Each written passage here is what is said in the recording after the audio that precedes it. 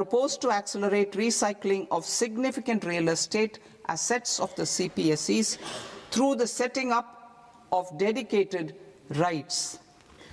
To promote environmentally sustainable movement of cargo, I propose to 1. Establish new dedicated freight corridors connecting Dankuni in the east to Surat in the west. Operationalize 20 new national waterways over the next 5 years,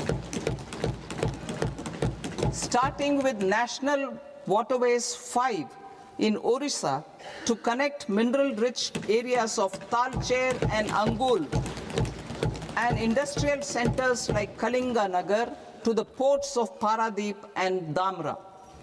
Training institutes will be set up as regional centers of excellence for development of required manpower for these waterways. This will benefit youth in the entire stretch of the waterways to train and acquire skills. Further, a ship repair ecosystem catering to inland waterways will also be set up at Varanasi and Patna.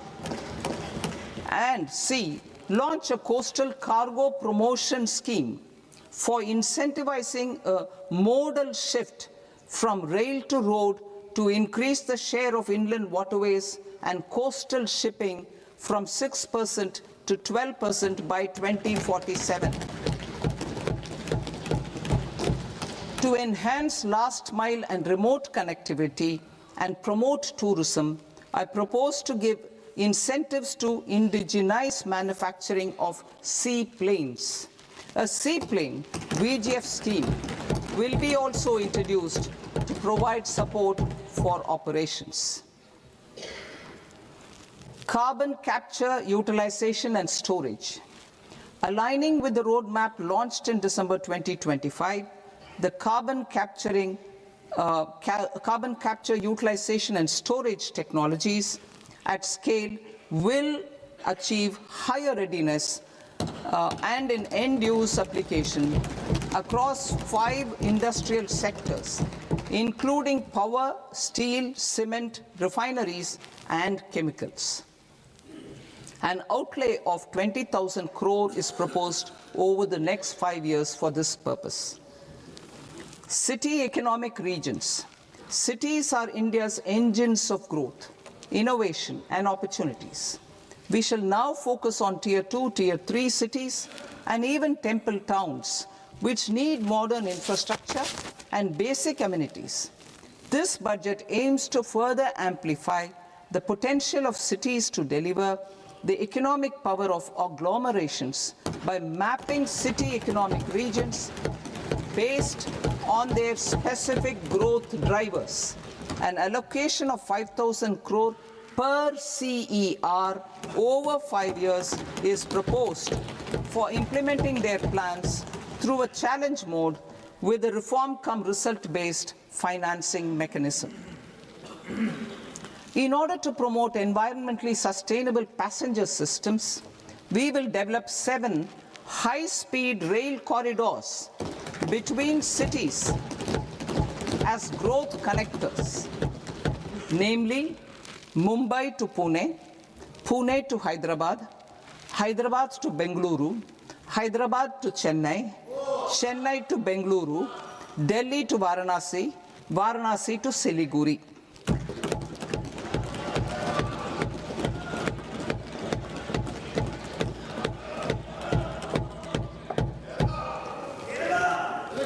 Financial sector.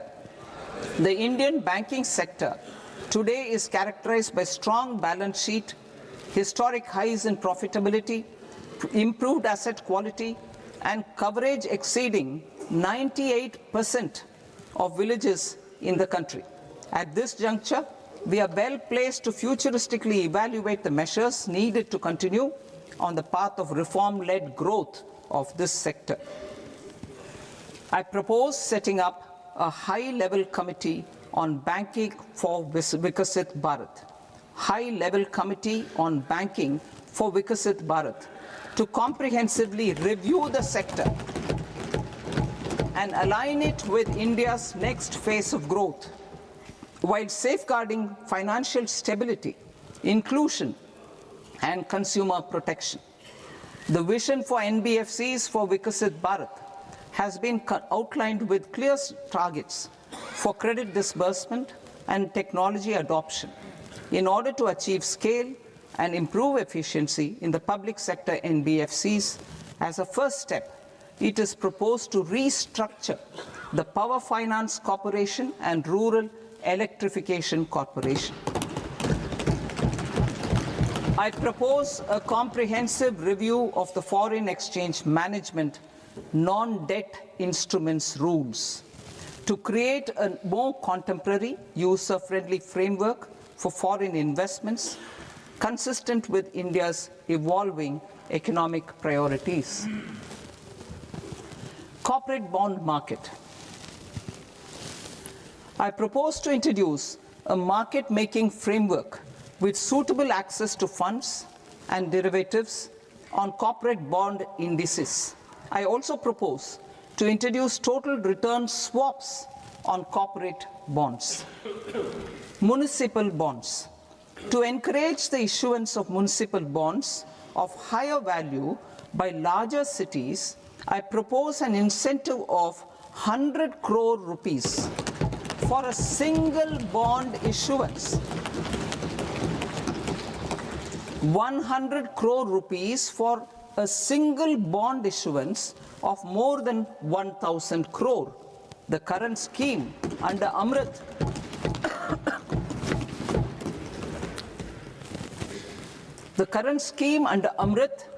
which incentivizes issuances up to 200 crores only, will also continue to support smaller and medium towns. That will also continue to support the smaller and medium towns. Ease of doing business. Individual persons resident outside India, PROI, will be permitted to invest in equity instruments of listed Indian companies through the Portfolio Investment Scheme. It is also proposed to increase the investment limit for an individual PROI under the scheme from 5% to 10%, with an overall investment limit for all individual PROIs to 24% from the current 10%. Emerging technologies including AI. 21st century is technology-driven.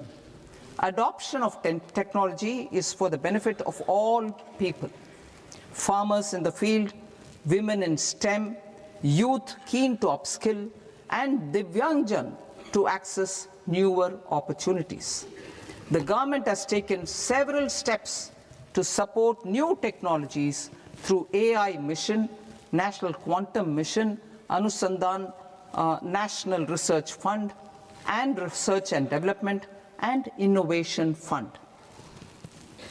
Our second kartavya is to fulfill aspirations and build capacities. Close to 25 crore individuals have come out of multi-dimensional poverty through a decade of our government's sustained and reform-oriented efforts.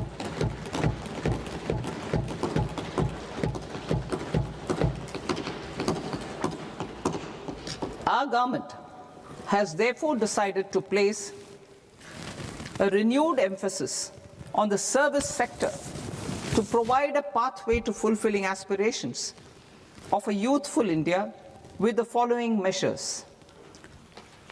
I propose to set up a high-powered Education to Employment and Enterprises Standing Committee to recommend measures that focus on services sector as a core driver of Vikasit Bharat. This will make us a global leader in services with a 10% global share by 2047. The committee will prioritize areas to optimize the potential for growth, employment, and exports. They will also assess the impact of emerging technologies, including AI, on jobs and skill requirements and propose measures thereof. to create a range of skilled career pathways, a new range of skilled career pathways for our youth, I propose interventions in the following sectors. Health. Existing institutions for allied health professionals will be upgraded and new AHP institutions established in private and government sectors. This will cover 10 selected disciplines, including optometry, radiology, anesthesia, OT technology, applied psychology and behavioral health, and add 1 lakh AHPs over the next 5 years. A strong care system covering geriatric and allied care services will be built. A variety of NSQF-aligned programs will be developed to train multi-skilled caregivers, combining core care and allied skills such as wellness, yoga, and operation of medical assistive devices. In the coming year, 1.5 lakh caregivers will be trained.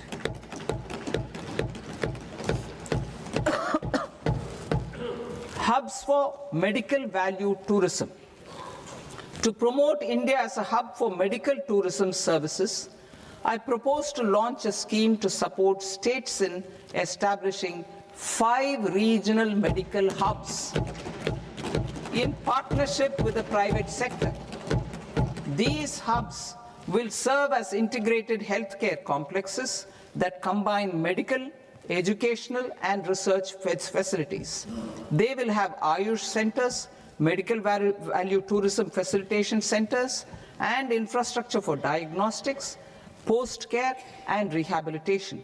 These hubs will provide diverse opportunities, job opportunities for health professionals, including doctors and AHPs. Ancient Indian yoga, already respected in several parts of the world, was given a mass global recognition when Honorable Prime Minister took it to the UN. Post-COVID, Ayurveda gained a similar global acceptance and recognition. Exporting quality Ayurveda products helps farmers who grow the herbs and youth who process the products. To meet growing global demand, a few more steps are being taken. I propose to 1. Set up 3 new All India Institutes of Ayurveda. 2. Upgrade Ayush pharmacies and drug testing labs for higher standards of certification ecosystem and make available more skilled personnel. 3.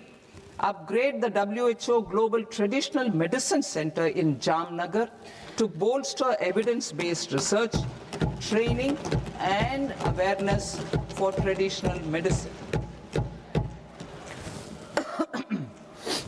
Animal husbandry. Livestock contributes to close to 16% of farm income, including of poor and marginal households.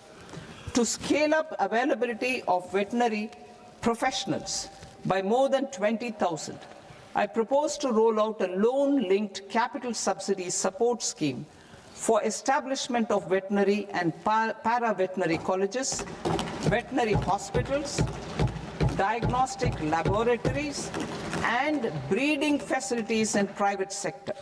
Collaboration between Indian and foreign institutions will also be facilitated. Orange economy. India's animation, visual effects, gaming and comics sector, AVGC sector, is a growing industry projected to require 2 million professionals by 2030. I propose to support the Indian Institute of Creative Technologies, Mumbai, in setting up AVGC content creator labs in 15,000 secondary schools all over the country and 500 colleges. The Indian design industry is expanding rapidly, and yet there is a shortage of Indian designers. I propose to establish, through challenge route, a new National Institute of Design to boost design education and development in the eastern region of India. Education. Our government will support states through challenge route in creating 5 university townships in the vicinity of major industrial and logistics corridors. These planned academic zones will host multiple universities, colleges, and research institutions, skill centers, and residential complexes. In higher education, STEM institutions, prolonged hours of study and laboratory work pose some challenges for girl students. Through VGF, Viability Gap Funding and capital support, one girls' hostel will be established in every district.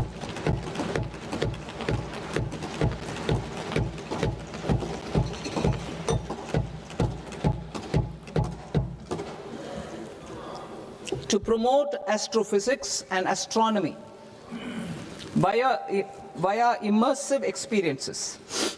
4 telescope infrastructure facilities will be set up or upgraded. The National Large Solar Telescope, the National Large Optical Infrared Telescope, the Himalayan Chandra Telescope, and the Cosmos 2 Planetarium. Tourism.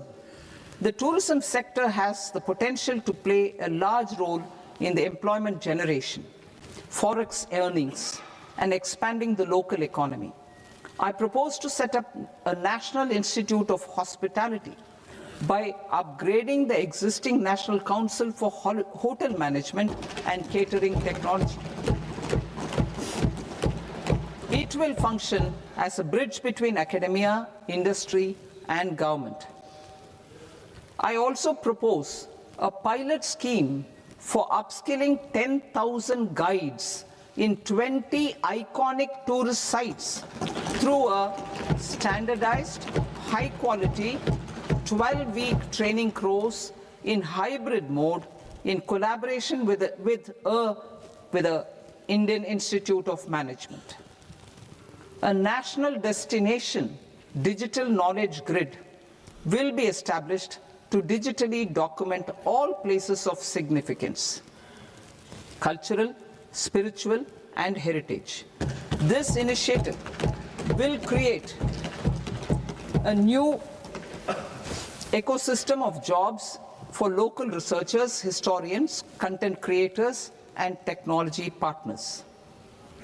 India has the potential and opportunity to offer world-class trekking and hiking experience. We will develop ecologically sustainable mountain trails in Himachal Pradesh, Uttarakhand, and Jammu Kashmir. Also in Araku Valley in the Eastern Ghats and Podigai Malai in the Western Ghats. Turtle trails along key nesting sites in the coastal areas of Odisha, Karnataka, and Kerala. And 3 bird watching trails along the Pulikat Lake in Andhra Pradesh, Tamil Nadu. It's on the border. Under the visionary leadership of Honorable Prime Minister, we established the International Big Cat Alliance in 2024. This year, India is hosting the first ever Global Big Cat Summit, where heads of governments and ministers from 95 range countries will deliberate on collective strategies for conservation. Heritage and culture tourism. I propose to develop 15 archaeological sites, including Lothal, Dholavira, Rakhi Gadi, Adichanallur, Saranath, Hastinapur, and Leh Palace into vibrant experiential cultural destinations. Excavated Excavated landscapes will be open to the public through curated walkways. Immersive storytelling skills and technologies will be introduced to help conservation labs, interpretation centers, and guides. The sports sector provides multiple means of employment, skilling, and job opportunities. Taking forward the systematic nurturing of sports talent which is set in motion through the Khelo India program earlier, I propose to launch a Khelo India mission to transform the sports sector over the next decade. The mission will facilitate an integrated talent development pathway supported by training centers which are foundational, intermediate, and elite levels. B, systematic development of coaches and support staff. C, integration of sports science and technology. D, competitions and leagues to promote sports culture and provide platforms. And E, development of sports infrastructure for training and competition. Our third Kartavya aligns with our vision of Sabka Saath, Sabka Vikas towards Vikasit Bharat. This requires targeted efforts for 1. Increasing farmer incomes through productivity enhancement and entrepreneurship, with special attention to small and marginal farmers. B. Empowering Divyangjan through access to livelihood opportunities, training, and high-quality assistive devices.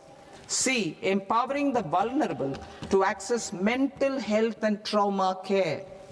D. Focus on the Purvodaya states and the Northeast region to accelerate development and employment opportunities. Fisheries. We will undertake initiatives for integrated development of 500 reservoirs and Amrit Sarovars. 2. Strengthen the fisheries value chain in coastal areas and enable market linkages involving startups and women-led groups together with fish farmer producer organizations. Animal husbandry.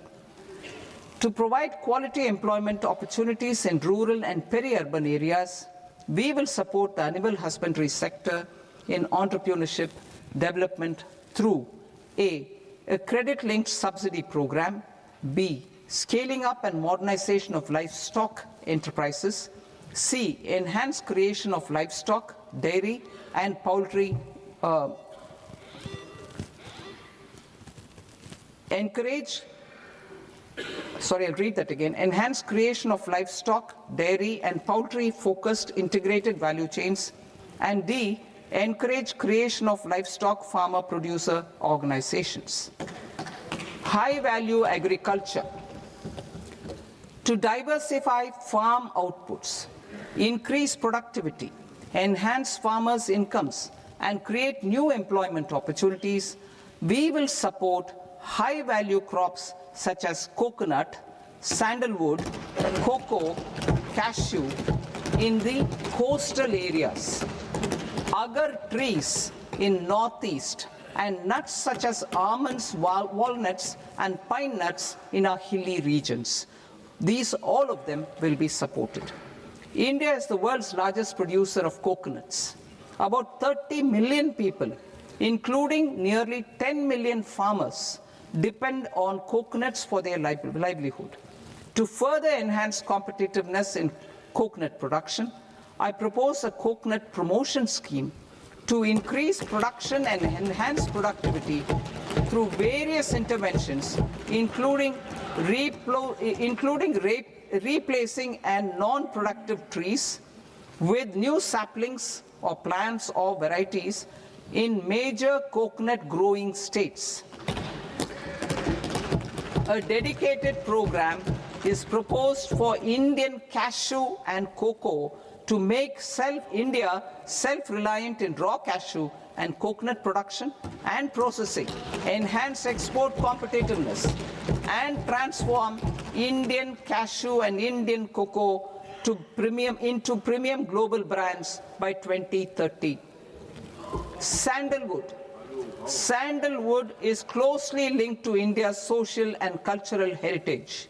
Our government will partner with state governments to promote focused cultivation and post-harvest processing to restore the glory of the Indian sandalwood ecosystem, to rejuvenate old, low-yielding orchards and expand high-density cultivation of walnuts, almonds, and pine nuts. We will support a dedicated program to enhance farmer incomes and in bringing value addition by engaging youth. Bharat Vistar, that is virtually integrated system to access agricultural resources. I propose to launch Bharat Vistar, a multilingual AI tool that shall integrate the AgriStack portals and the ICAR package on agricultural practices with AI systems. This will enhance farm productivity, enable better decisions for farmers, and reduce risk by providing customized advisory support. She Marts for rural women-led enterprises. Building on the success of Lakpati Didi program, I propose to help women take the next step from credit-linked livelihoods to being owners of enterprises. Self-help entrepreneur, She Marts will be set up as community-owned retail outlets within the cluster-level federations through enhanced and innovative financing instruments. Empowering Divyangjan. Divyangjan Kaushal Yojana.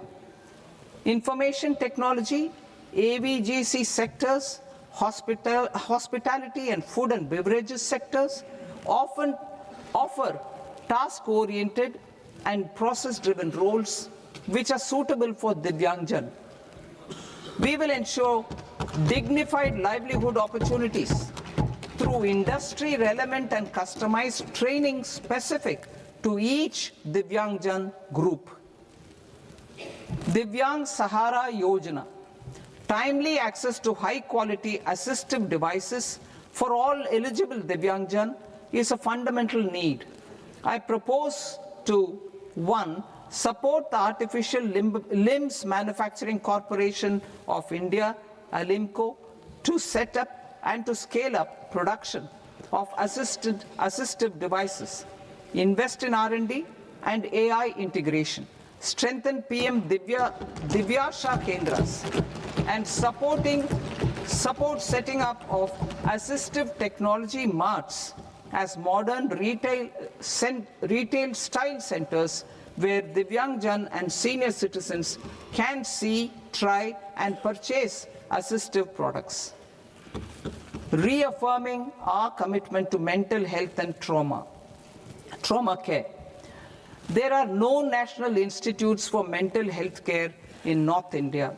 We will therefore set up a NIMHANS 2 and also upgrade national mental health institutes in Ranchi and in Tezpur as regional apex institutions. Emergencies expose families, particularly the poor and vulnerable, to unexpected expenditure. We will strengthen and increase these capacities by 50% in district hospitals by establishing emergency and trauma care centers. Focus on Purvodaya states and northeastern regions. Purvodaya. I propose the development of an integrated East Coast industrial corridor with a well-connected node at Durgapur, creation of 5 tourism destinations in 5 Purvodaya states, and the provision of 4,000 e-buses. Buddhist sites in northeastern region.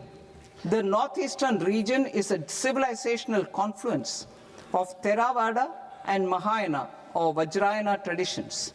I propose to launch a scheme for development of Buddhist circuits in Arunachal Pradesh, Sikkim, Assam, Manipur, Mizoram, and Tripura. The scheme will cover preservation of temples and monasteries, pilgrimage interpretation centers, connectivity, and pilgrim amenities. 16th Finance Commission. On 17th November 2025, the 16th Finance Commission submitted its report to the President. As mandated under Article 281 of the Constitution, the government is to lay the report along with the explanatory memorandum on the action taken report on the recommendations of the Commission in Parliament, which, Sir, Honourable Speaker, you've allowed me to do at the commencement of this session. The government has accepted the recommendation of the Commission to retain the vertical share of devolution at 41%. As recommended by the Commission, I have provided 1.4 lakh crores of rupees to the states for the year 2026-2027 as Finance Commission grants. These include rural and urban local body and disaster management grants. Fiscal consolidation. Government has been delivering on our fiscal commitments consistently without compromising on social needs. To strive towards accepted standards of fiscal management in Budget 25-26, I had indicated that the central government would target reaching a debt to GDP ratio of 50 plus or minus 1% by 2030-31. In line with this, the debt to GDP ratio is estimated to be 55.6% of GDP in BE 26-27, compared to 56.1% of GDP in RE 25-26. A declining debt to GDP ratio will gradually free up resources for priority sector lending and expenditure by reducing the outgo on interest payments. One of the main operational instruments for debt targeting is the fiscal deficit.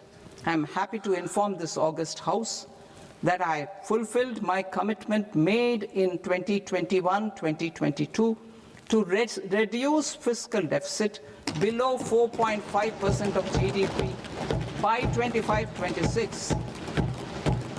In RE 25-26, the fiscal deficit has been estimated at par with BE of 2025-26 at 4.4% of GDP. In line with the new fiscal prudence path of debt consolidation, the fiscal deficit in BE 26-27 is estimated to be 4.3% of the GDP.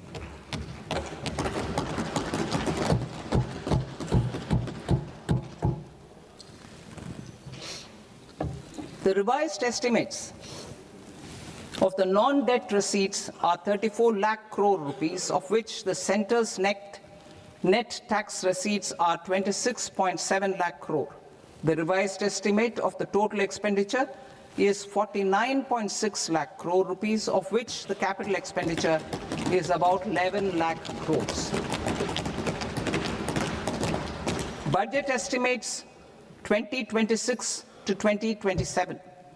Coming to 26-27, the non-debt receipts and the total expenditure are estimated as 36.5 lakh crore and 53.5 lakh crore respectively. The centre's net tax receipts are estimated at 28.7 lakh crore rupees. To finance the fiscal deficit, the net market borrowings from dated securities are estimated at 11.7 lakh crore rupees. The balance financing is expected to come from small savings and other sources. The gross market borrowings are estimated at 17.2 lakh crore rupees. I'll now move to Part B. Part B, direct taxes.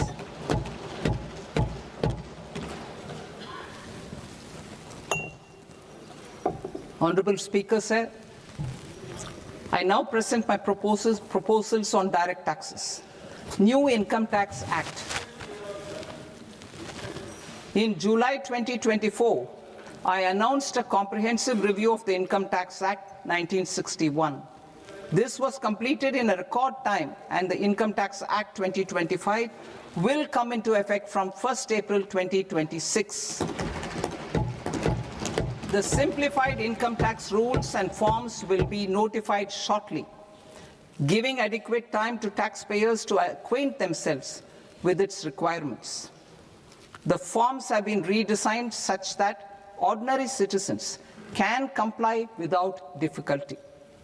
Ease of living.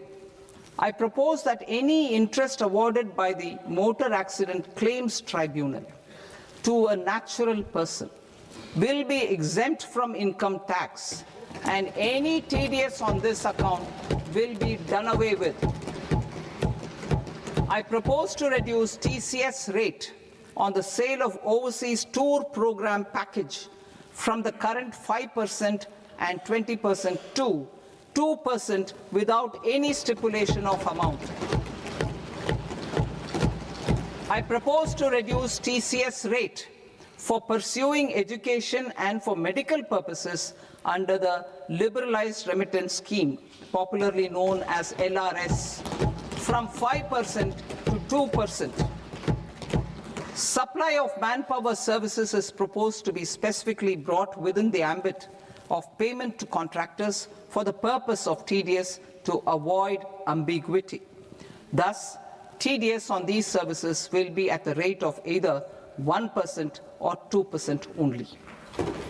I propose a scheme for small taxpayers, wherein a rule-based automated process will enable obtaining a lower or nil deduction certificate instead of filing an application with the assessing officer. For the ease of taxpayer holding securities in multiple companies, I propose to enable depositories to accept Form 15G or Form 15H from the investor and provide it directly to various relevant companies. I propose to extend time available for revising returns from 31st December to up to 31st March with the payment of a nominal fee. I also propose to stagger the timeline for filing of tax returns.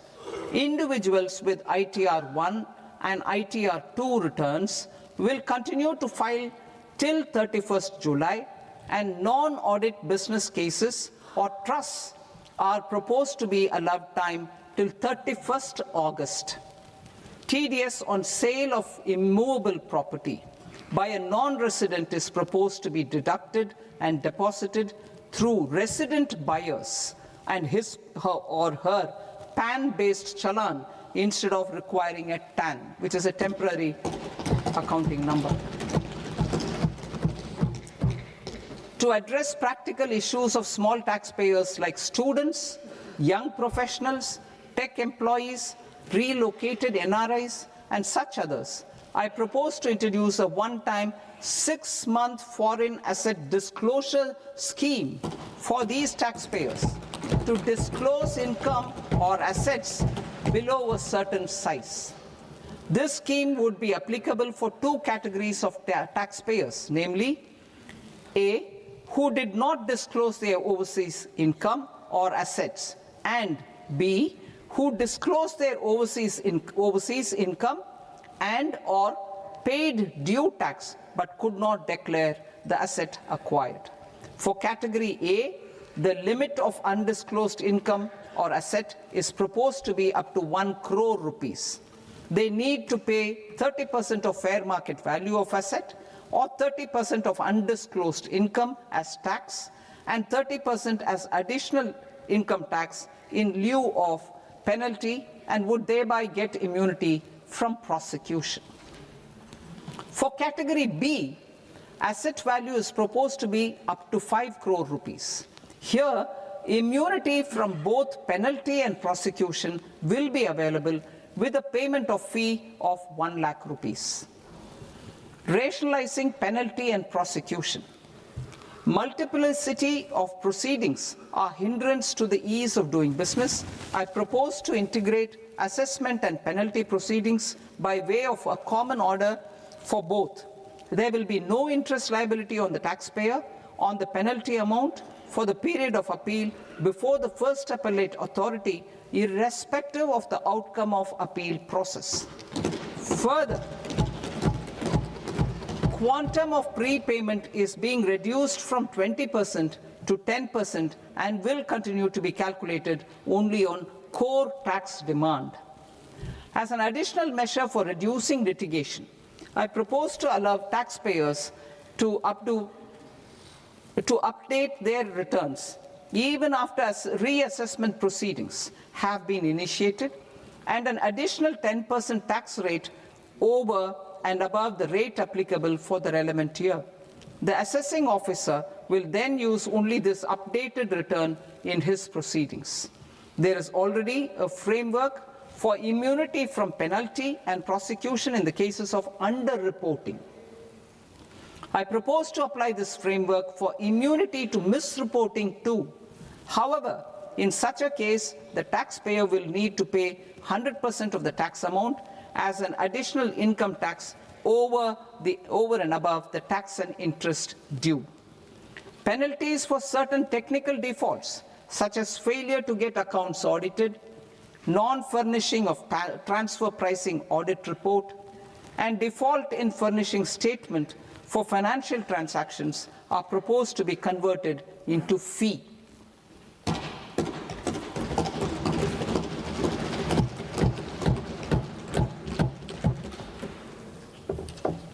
I propose to rationalize prosecution framework under Income Tax Act while maintaining a careful balance for deterrence in some serious offence. Non-production of books of account and documents and requirement of TDS payment where payment is made in kind are being decriminalized. Further, minor offences will attract fine only. The remaining prosecutions will be graded commensurate with the quantum of offence. They will entail only simple imprisonment with maximum imprisonment reduced to 2 years and power to courts to convert even those into fines. There is no penalty. There is no penalty presently for non-disclosure of non-immovable foreign assets with aggregate value less than 20 lakh rupees. I propose to also provide them with immunity from prosecution with retrospective effect from 1/10/2024.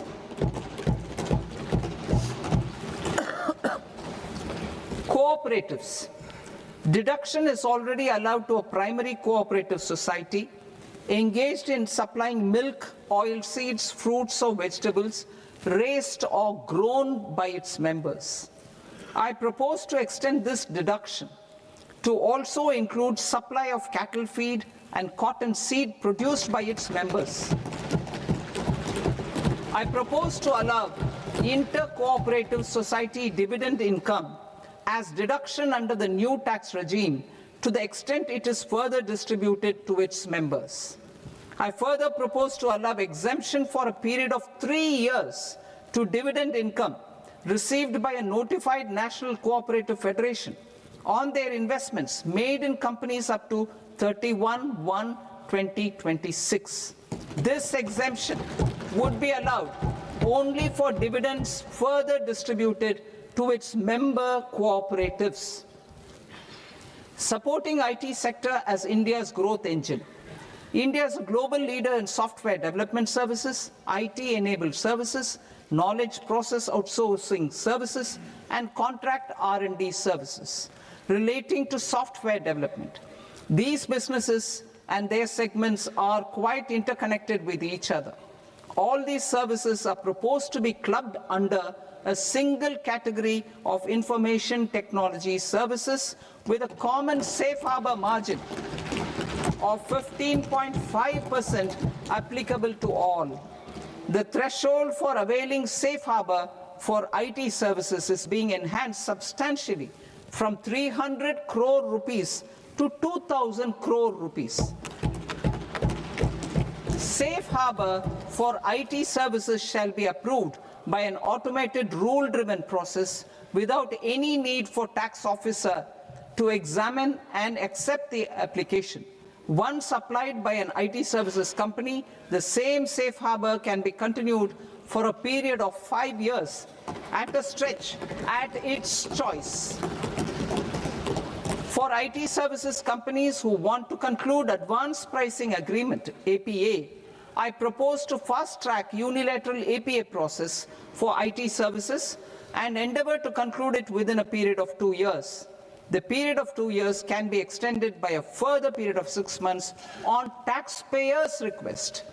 I propose to extend the facility of modified returns available to the entity entering APA to its associated entities also. Attracting global business and investment. Recognizing the need to enable critical infrastructure and boost investment in data centers, I propose to provide tax holiday till 2047 to any foreign company that provides cloud services to customers globally by using data center services from India. It will, however, need to provide services to Indian customers through an Indian reseller entity. I also propose to provide a safe harbor of 15% on cost in case the company providing data center services from India is a related entity. To harness the efficiency of just-in-time logistics for electronic manufacturing, I propose to provide safe harbor to non-residents for component warehousing in a bonded warehouse at a profit margin of 2% of the invoice value. The resultant tax of about 0.7% will be much lower than in competing jurisdictions. To provide fillip to toll manufacturing in India, I propose to provide exemption from income tax for 5 years to any non-resident who provides capital goods, equipment, or tooling to any toll manufacturer in a bonded zone. To encourage vast pool of global talent to work in India for a longer period of time, I propose to provide exemption to global, non-India sourced income of a non-resident expert for a stay period of 5 years under notified schemes. I propose to provide exemption from minimum alternate tax, the MAT, to all non-residents who pay tax on presumptive basis. Tax administration. I propose to constitute a joint committee of Ministry of Corporate Affairs and Central Board of Direct Taxes for incorporating the requirements of income computation and disclosure standards, the ICDS, in the Indian Accounting Standards Ind AS itself.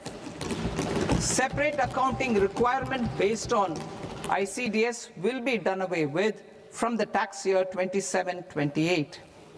To support Prime Minister Modi's vision of homegrown accounting and advisory firms to become global leaders, I propose to rationalize the definition of accountant for the purposes of safe harbor rules.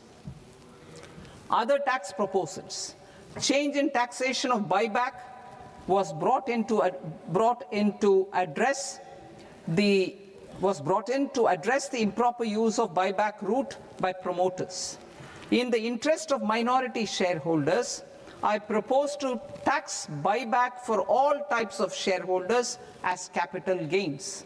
However, to disincentivize misuse of tax arbitrage, promoters will pay an additional buyback tax.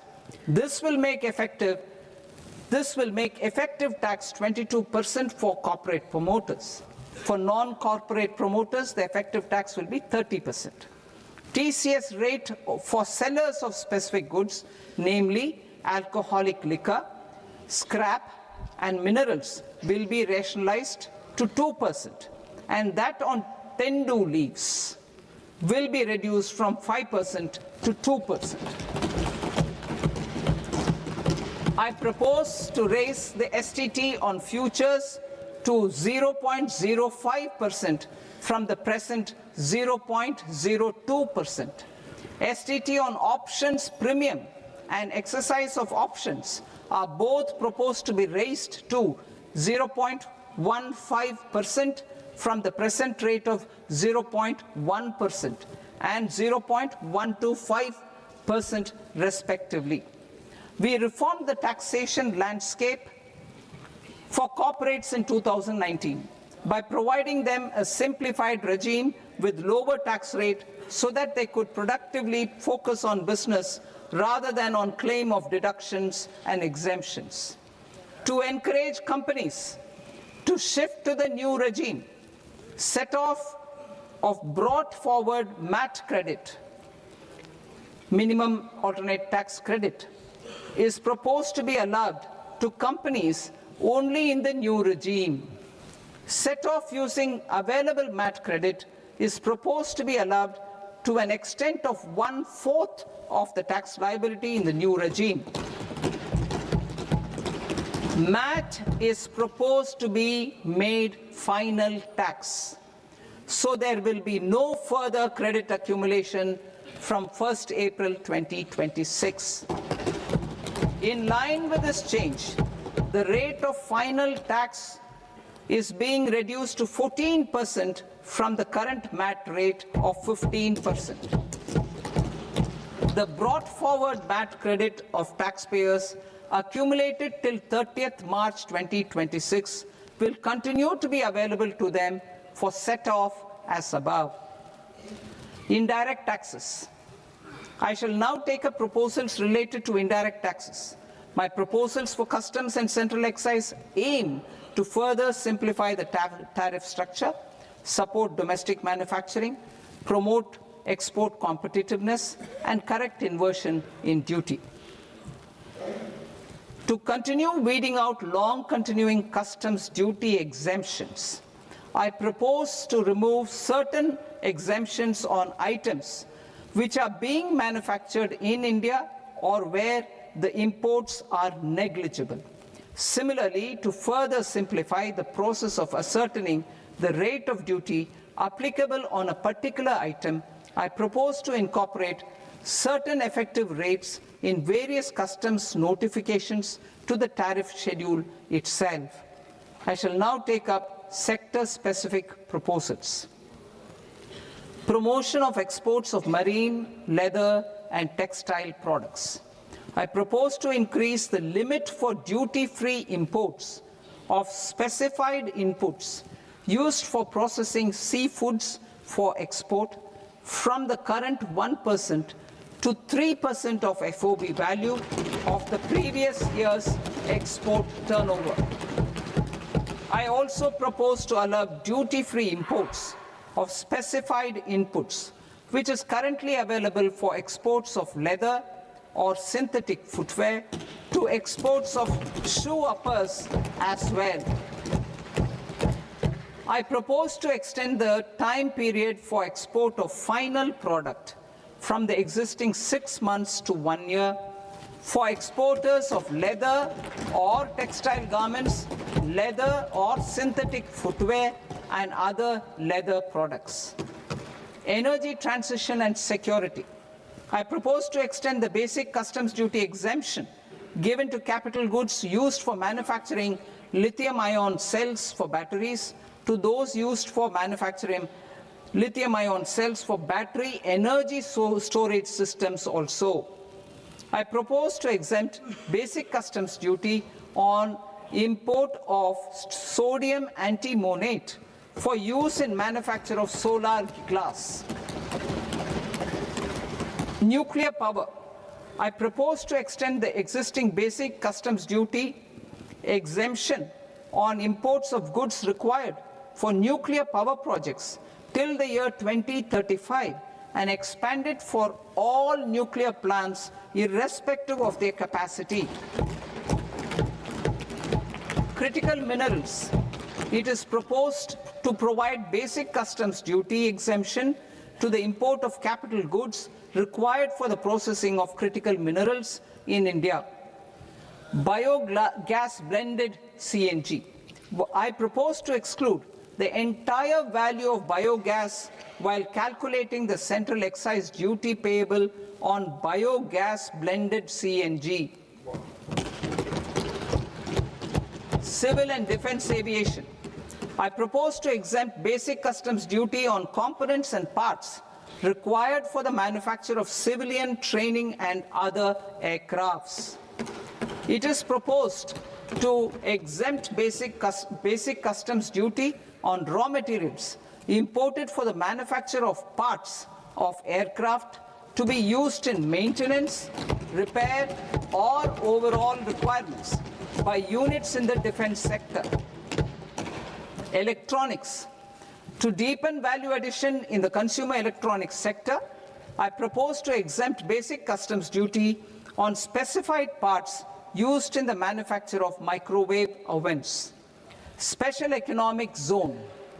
To address the concerns arising about utilization of capacity by manufacturing units in the special economic zones due to global trade disruptions, I propose as a special one-time measure to facilitate sales by eligible manufacturing units in SEZs to the domestic tariff area at concessional rates of duty.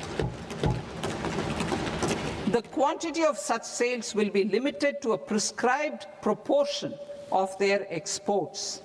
Necessary regulatory changes will be undertaken to operationalize the measures while ensuring level playing field for the units working in the DTA. Ease of living. To rationalize the customs duty structure for goods imported for personal use, I propose to reduce the tariff rate on all dutiable goods imported for personal use from 20% to 10%. To provide relief to patients, particularly those suffering from cancer, I propose to exempt basic customs duty on 17 drugs or medicines. I propose also to add 7 more rare diseases for the purposes of exempting import duties on personal imports of drugs, medicines, and food for special medical purposes used in their treatment. Customs process. India's role and share in the global trade is poised for a major leap in line with our ambition and journey towards Viksit Bharat. In this regard, I propose many measures for custom processes to have minimal intervention for smoother and faster movement of goods and greater certainty to the trade. Trust-based systems. I propose to enhance duty deferral period for Tier 2 and Tier 3 authorized economic operators, known as AEOs, from 15 days to 30 days. I propose to provide eligible manufacturer importers the same duty deferral facility. This should encourage them to get themselves accredited as a full-fledged Tier 3 AEO in due course. To provide greater certainty and for better business planning, I propose to extend validity period of advance ruling binding on customs from the present 3 years to 5 years. In the spirit of the whole of government approach,